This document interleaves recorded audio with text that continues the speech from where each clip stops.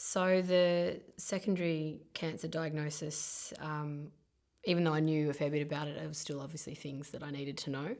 My oncologist recommended the Hope and Hurdles pack from BCNA, which I received within a few days in the mail, which sort of tells you treatment options, questions you can ask your doctor.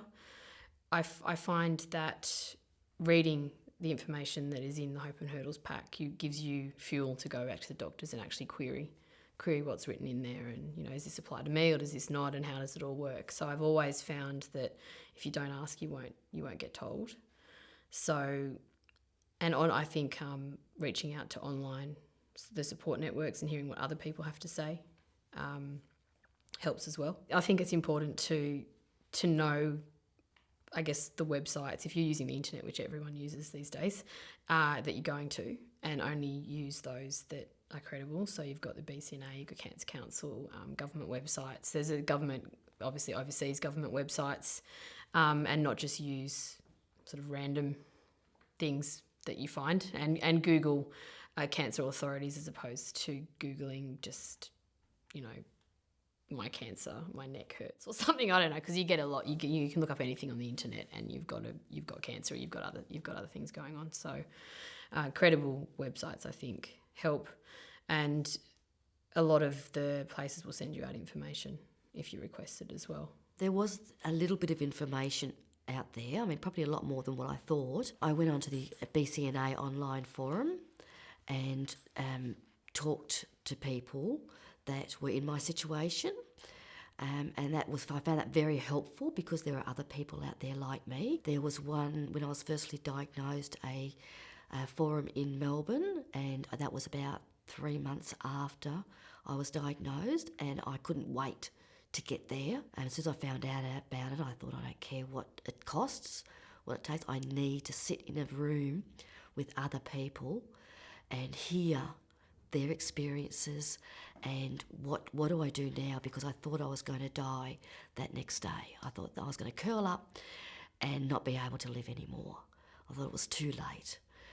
Since then I've realised it's not, and there are a lot of things you can do. You have your bad days, but when you have your good days, you've got to take every moment. You know what really helped was probably 6 months after my diagnosis, I got online and I ordered the Hopes and Hurdles booklet from BCNA.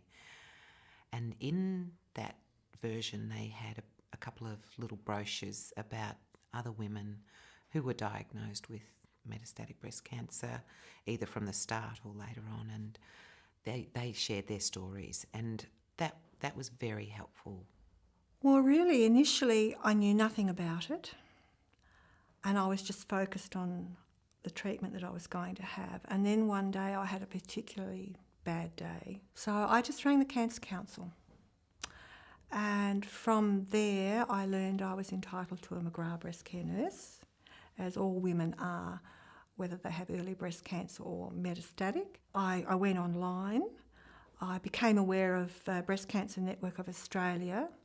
I read all of the things that they were doing, and then I found out about their online forum, and I would log in and I would read all the different posts from all the different ladies, but I didn't quite have the confidence to put myself out there, and that took about 18 months. And I think that was because I was concentrating on my treatment. But once I sort of got a little bit confident, I found I was able to chat with the other women.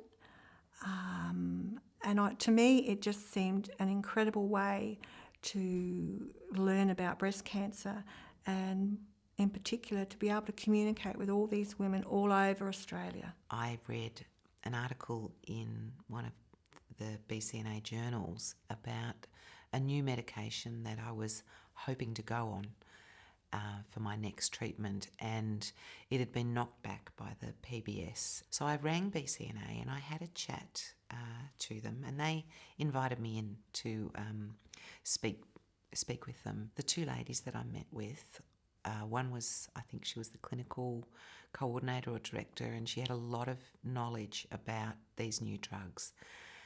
And she sat and talked to me for nearly 2 hours, and it was unbelievably reassuring. So that was fantastic that I could really pick her brains with where things were at with these new drugs. She also invited me to get involved with the advocacy for these new drugs. And not only did it give me a sense of relief that actually it's okay, there's not just this drug, there's all these other drugs that we can use, but getting involved with getting these new drugs to become available for women with metastatic breast cancer has also been quite an empowering experience as well. I felt like my voice was being heard. I was writing to the health minister and writing to my local members, and that was incredibly helpful from my perspective. Having those long chats with BCNA was really, really good.